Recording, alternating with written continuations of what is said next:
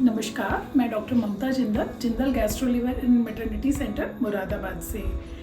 आज के वीडियो जो है वो उन महिलाओं के लिए है जिन्हें अपने मासिक धर्म के दौरान ज़्यादा ब्लीडिंग होती है। तो ज़्यादा ब्लीडिंग कब होती है, क्यों होती है और इसके लिए क्या क्या ट्रीटमेंट ऑप्शंस अवेलेबल हैं, इसी बारे में आज हम डिस्कस करेंगे। तो ऐसी कोई भी अमाउंट ऑफ ब्लीडिंग जो आपकी लाइफ को डिस्टर्ब करती है, वो आपको मेंटली, फिजिकली या इमोशनली इफेक्ट करती है, उसे हम हैवी मेंस्ट्रुअल ब्लीडिंग कहते हैं। इसे डॉक्टरी भाषा में मेनोरेजिया भी कहते हैं। तो जो नॉर्मल पीरियड्स होते हैं वो नॉर्मली 2 से 7 दिन के लिए लास्ट करते हैं और average 40 to 50 ml blood loss होता है। लेकिन अगर ये amount of blood loss 80 ml से ज़्यादा है या ये ब्लीडिंग 7 दिन से ज़्यादा लास्ट कर रही है तो उसे हम मेनोरेजिया कहते हैं, यानी हैवी मेंस्ट्रुअल ब्लीडिंग कहते हैं। अब आपके मन में ये सवाल आएगा कि हम ये कैसे मेजर करें कि 80 ml से ज़्यादा है या नहीं है। तो देखिए, जो एवरेज साइज ऑफ पैड होता है वो लगभग 5 ml ब्लड सोक करता है। अगर वो फुली सोक्ड है तो वो 5 ml के अराउंड ब्लड सोक करता है। तो अगर आपको अपने पूरे पीरियड्स के दौरान 15-16 या उससे ज़्यादा पैड्स यूज़ करने पड़ रहे हैं, या आपको हर 2 से 3 घंटे में पैड्स चेंज करने पड़ रहे हैं, या आपको क्लॉटिंग हो रही है, जो ब्लीडिंग हो रही है वो क्लॉट्स के साथ हो रही है, या आपके कपड़े या बेडशीट वगैरह स्टेन हो रही है, तो पॉसिबिलिटी है कि आपको नॉर्मल से ज़्यादा ब्लीडिंग हो रही है और आप जो है मेनोरेजिया से ग्रसित हैं। तो अब जब आपको ये पता है कि आपको मेनोरेजिया हो रहा है तो आप ये जानना चाहेंगे कि इसके क्या क्या कारण होते हैं। तो जो सबसे कॉमन कारण है वो है हार्मोनल डिस्टर्बेंसेस। अलग अलग एज में, मतलब अगर आप बच्चे हैं तो, या आपका मेनोपॉज होने वाला है तो, या आप रिप्रोडक्टिव एज ग्रुप में हैं, बीच की एज है, तो आपके लिए हैवी ब्लीडिंग होने के कारण अलग अलग हो सकते हैं। हार्मोनल डिस्टर्बेंसेस के कारण भी अलग अलग हो सकते हैं। देखिए, जो एक्सट्रीम्स ऑफ एज हैं, मतलब मेनार्की के अराउंड और मेनोपॉज के अराउंड, उसमें हार्मोनल डिस्टर्बेंसेस होना एकदम कॉमन बात है। तो उसकी वजह से ब्लीडिंग भी हैवी हो सकती है। जो आपकी मिडिल एज है उसमें जो है एक बड़ा कॉमन कारण होता है एनओव्यूलेटरी साइकिल, मतलब आपका जो अंडा है वो ठीक से बनता नहीं है। जब अंडा बनता है और रिलीज होता है तो बॉडी में हार्मोन्स के थ्रू ये सिग्नल जाता है कि लगभग 2 हफ्ते बाद या तो प्रेगनेंसी टेस्ट पॉजिटिव होगा या आपको पीरियड्स आएंगे। लेकिन जब अंडा नहीं बना या टाइम पर नहीं बना या नहीं फूटा तो ये सिग्नल भी नहीं जाएगा और एंडोमेट्रियम, जो यूट्रस की अंदर वाली लाइनिंग है, वो ग्रो करती जाएगी। और जब वो एक सर्टेन लेवल से ज़्यादा ग्रो करेगी तो वो ब्लीड करेगी, और क्योंकि उसकी ग्रोथ ज़्यादा हो गई है इसलिए ब्लीडिंग भी ज़्यादा होगी। तो ये एक बहुत कॉमन कारण है जो कि अक्सर महिलाओं में अपनी डिलीवरी के बाद या अबॉर्शन के बाद देखने को मिलता है। इसके अलावा पीसीओडी या थायराइड डिसऑर्डर में, या जब आप ब्रेस्ट फीड कराती हैं तब भी हार्मोनल चेंजेस बॉडी में बहुत ज़्यादा रहते हैं, जिसकी वजह से हैवी ब्लीडिंग हो सकती है। एक बड़ा कॉमन कारण आजकल के सिनेरियो में स्ट्रेस है, बहुत टेंशन लेते हैं, उसकी वजह से भी पीरियड हैवी हो सकते हैं। सेकेंड कॉमन कारण है फाइब्रॉइड यानी रसौली। रसौली जो होती है वो एक बिनाइन ट्यूमर होता है बच्चेदानी का। बिनाइन का मतलब है कि ये कभी भी कैंसर में कन्वर्ट नहीं होती है। बहुत रेयरली फाइब्रॉइड जो है वो कैंसर में कन्वर्ट होता है। लेकिन रसौली की लोकेशन क्या है, उसके साइज क्या है और उसके नंबर कितने हैं, इस बात पे ये डिपेंड करता है कि पेशेंट को कितने सिम्टम होंगे। बच्चेदानी की 3 दीवारें होती हैं। जो सबसे अंदर वाली दीवार होती है, जो कैविटी की तरफ दीवार है, अगर उस पर एक छोटी रसौली भी है तो ज़्यादा पॉसिबिलिटी है कि आपको हैवी ब्लीडिंग होगी, रेदर देन एक बड़ी रसौली बाहर की दीवार की तरफ होने से।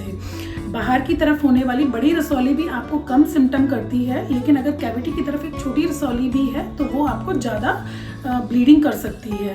फाइब्रॉइड जो है वो यूजुअली हैवी ब्लीडिंग कॉज करता है। उसके अलावा उसमें डिस्मेनोरिया हो सकता है, पीरियड के टाइम पे पेन हो सकता है, इनफर्टिलिटी हो सकती है, आपको कंसीव करने में प्रॉब्लम हो सकती है। फाइब्रॉइड का नंबर भी वेरी कर सकता है, यूजुअली ये मल्टीपल होते हैं। इसको हम बहुत इजीली अल्ट्रासाउंड से डायग्नोज कर सकते हैं। इसके बाद जो एक तीसरा कॉमन कारण है वो है इन्फेक्शन।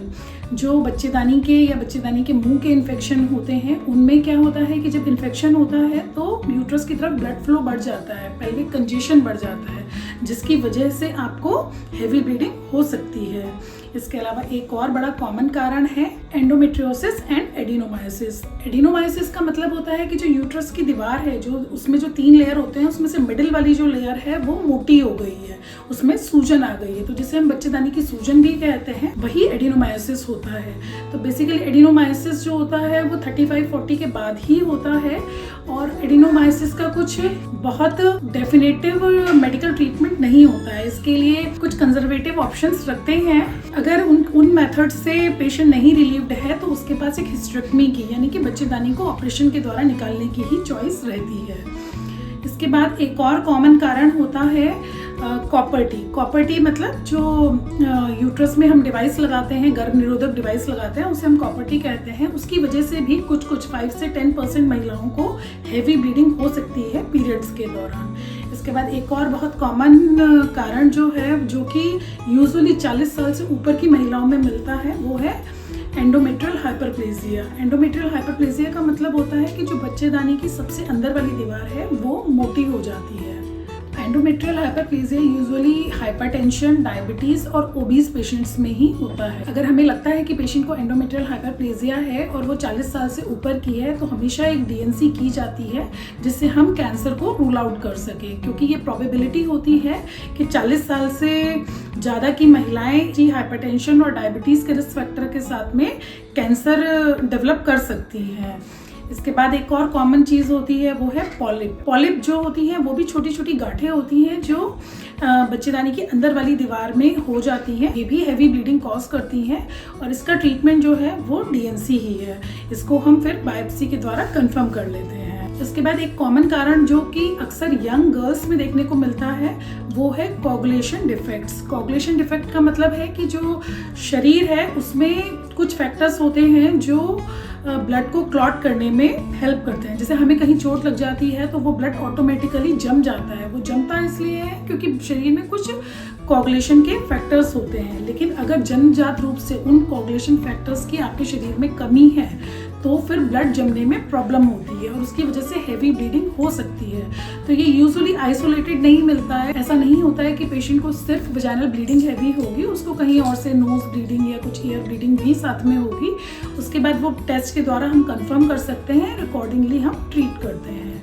इसके बाद एक और कारण ये होता है कि कई बार पेशेंट अवेयर नहीं होता है कि वो प्रेग्नेंट थी और ये जो हैवी ब्लीडिंग हो रही है ये मिसकैरेज की वजह से हो रही है।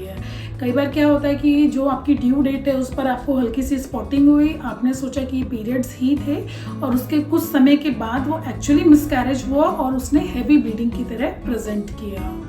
तो ये सारे तो हुए हमारे कारण, किन कॉमन कारणों की वजह से पेशेंट को हैवी ब्लीडिंग हो सकती है पीरियड्स में। अब इसको कंफर्म करने के लिए कुछ टेस्ट होते हैं। डॉक्टर आपको फिजिकली एग्जामिन करेगी। अगर यूट्रस का साइज़ बड़ा है तो वो एग्जामिनेशन के द्वारा हमें पता चल जाता है। आपका पीएस और पीवी, पीएस मतलब पर स्पेकुलम एंड पर वजाइनल एग्जामिनेशन किया जाता है। अगर कोई बच्चेदानी के मुंह पर गांठ है, कोई कैंसर की ग्रोथ है या कोई पॉलिप है तो वो सब हम पीएस एग्जामिनेशन के द्वारा देख सकते हैं। अगर मल्टीपल फाइब्रॉइड हैं या बड़े साइज़ के फाइब्रॉइड हैं या बच्चेदानी पर सूजन है, एडिनोमायोसिस है, तो वो सब भी हम पीवी एग्जामिनेशन में देख सकते हैं। इन सारी चीज़ों को हम बहुत सिंपली कंफर्म कर सकते हैं अल्ट्रासाउंड के द्वारा। अल्ट्रासाउंड में अगर कोई फाइब्रॉइड है या इंट्रा यूट्राइन डिवाइस लगा हुआ है या पॉलिप है, एंडोमेट्रियल हाइपरप्लेजिया है, एडिनोमायोसिस है, इन सारी कंडीशंस को हम अल्ट्रासाउंड के द्वारा कंफर्म कर सकते हैं और अकॉर्डिंग टू द कॉज, क्या उस ब्लीडिंग का कारण है, उसके हिसाब से हम उसको ट्रीट करते हैं। अब आप सोचेंगे कि थोड़ा अगर हैवी ब्लीडिंग हो भी रही है तो हमें क्यों ट्रीटमेंट की ज़रूरत है। ट्रीटमेंट की ज़रूरत आपको इसलिए है क्योंकि जब हैवी ब्लीडिंग होती है तो वो शरीर में खून की कमी कर देती है, एनीमिया कॉज करती है। एनीमिया की वजह से आपको थकान, कमज़ोरी, चक्कर आना, सिर में दर्द और अपने डेली रूटीन काम करने में प्रॉब्लम होना हो सकता है। इसकी वजह से बहुत बार पेशेंट को हॉस्पिटलाइज करने की भी ज़रूरत पड़ जाती है और उसको ब्लड ट्रांसफ्यूज़न की भी ज़रूरत पड़ जाती है। हम बात करेंगे ट्रीटमेंट के बारे में। तो कुछ दवाइयाँ जो होती हैं वो जनरल होती हैं, मतलब जैसे हम एनसेड्स दे सकते हैं या हम ट्रेनेक्सामिक एसिड दे सकते हैं। ये जनरल है, ये हर किसी ब्लीडिंग को, शरीर में होने वाली किसी भी ब्लीडिंग को कम करती हैं। लेकिन जो स्पेसिफिक ट्रीटमेंट है वो डिपेंड करता है कि कॉज क्या है। अगर पेशेंट को पीसीओडी है तो हमें हार्मोनल पिल्स देनी होती हैं। अगर पेशेंट को थायराइड डिसऑर्डर है तो हम थायराइड ट्रीट करते हैं। अगर एंडोमेट्रियल हाइपरप्लेजिया है या पॉलिप है, अगर एंडोमेट्रियल हाइपरप्लेजिया है तो डीएनसी की जाती है और डीएनसी के बाद उसको बायोप्सी के द्वारा कंफर्म भी करते हैं कि उसमें कोई कैंसरस ग्रोथ तो नहीं है। पॉलिप है तो पॉलिपेक्टमी की जाती है। अगर एडिनोमायोसिस या एंडोमेट्रियोसिस है तो उसमें अगर पेशेंट मेडिकल ट्रीटमेंट से नहीं रिलीव हो रहा है तो हिस्टेरेक्टमी ही एक चॉइस बचती है। 5 to 10% IUCD वाले पेशेंट, मतलब कॉपर टी वाले पेशेंट्स की हमें कॉपर टी भी निकालनी पड़ती है अगर वो मेडिकल मैनेजमेंट को नहीं रिस्पॉन्ड कर रहे हैं। अब फाइब्रॉइड के पेशेंट का डिपेंड करता है कि उसका क्या फर्टिलिटी का स्टेटस है। अगर पेशेंट को फ्यूचर फर्टिलिटी चाहिए, पेशेंट की फैमिली अभी कंप्लीट नहीं हुई है, तो फिर हम कंजर्वेटिव सर्जरी ऑप्ट करते हैं, जो कि है मायोमेक्टमी की। हम सिर्फ उस यूट्रसॉली को निकाल देते हैं, जिसे मायोमेक्टमी कहते हैं। उसे आप लैप्रोस्कोपिकली और ओपन सर्जरी के फॉर्म में किसी भी तरह से करवा सकते हैं। पर अगर पेशेंट 40+ है, उसको मल्टीपल फाइब्रॉइड्स हैं, बहुत ज़्यादा ब्लीडिंग हो रही है, एनीमिक हो गई है, तो फिर हम एब्डोमिनल हिस्टेरेक्टमी ऑप्ट करते हैं, जो कि लैप्रोस्कोपिकली या ओपन किसी भी तरह से की जा सकती है। तो आज के वीडियो में हमने जो है हैवी मेंस्ट्रुअल ब्लीडिंग को डिस्कस किया। वो क्या होती है, क्यों होती है, कब आपको डॉक्टरी हेल्प की ज़रूरत है, कब आप उसे मेडिकली मैनेजमेंट कर सकते हैं, कब आप उसको मेडिकली ट्रीट कर सकते हैं और कब आपको सर्जिकल ट्रीटमेंट की ज़रूरत है। आई होप ये जानकारी आपके लिए हेल्पफुल होगी। ऐसे ही जानकारी भरी वीडियोस के लिए हमसे जुड़े रहिए, हमें सब्सक्राइब करिए। Thank you.